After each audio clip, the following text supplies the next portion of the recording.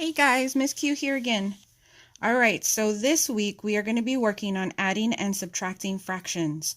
This one I think you guys did really well at. It was super easy, and I know once we go through a couple of these, you are going to be pros at it just like you were when we did it the first time.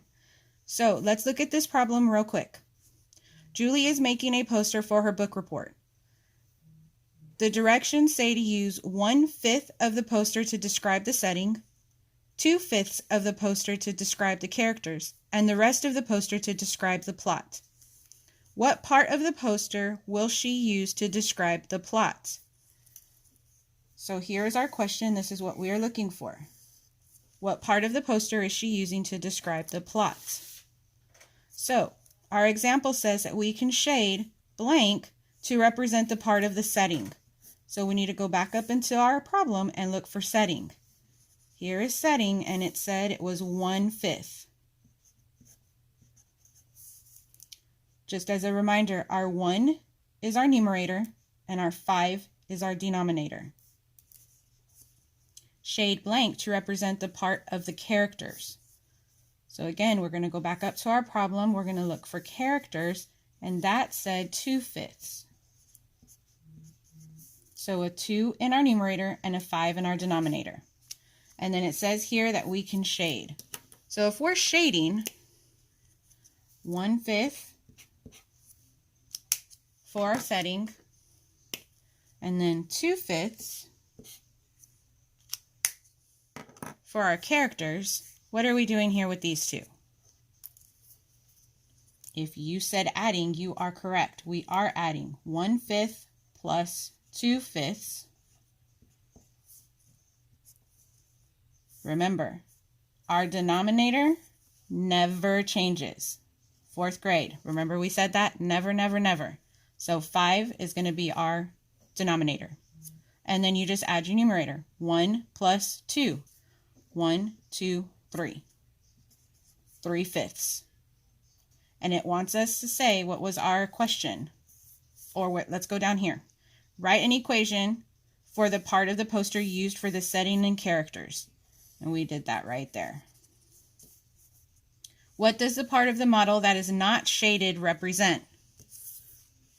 So what do we think? This part right here, what does this part represent? If we go back up here, what part of the poster will she use to describe the plot? So Miss Q's thinking it's going to describe the plot. Write an equation for the part of the poster she will use for the plot. So we have our answer here, and we need to figure out the rest. So what could we do? 1, 2, 3, 4, 5. So I'm thinking we could do 5/5, which is our whole, and subtract 3/5, what we got for our setting and characters. So now we would work backwards. We have 5/5. We're taking away 3/5. So 1, 2, 3. And what do we have left? 2/5. Our denominator never changes. So it would be 5 minus 3. Let's look at this question. I like this question. What's the error? Luke says 1/5 plus 2/5 equals 3/10. Describe his error. I want you to think about that for a little bit. Think about what we said up here. As a 4th grader, what do you know? You know that our denominator never changes. What did he do here?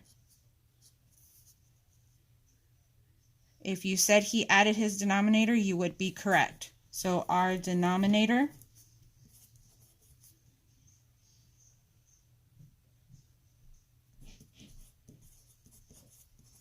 never changes.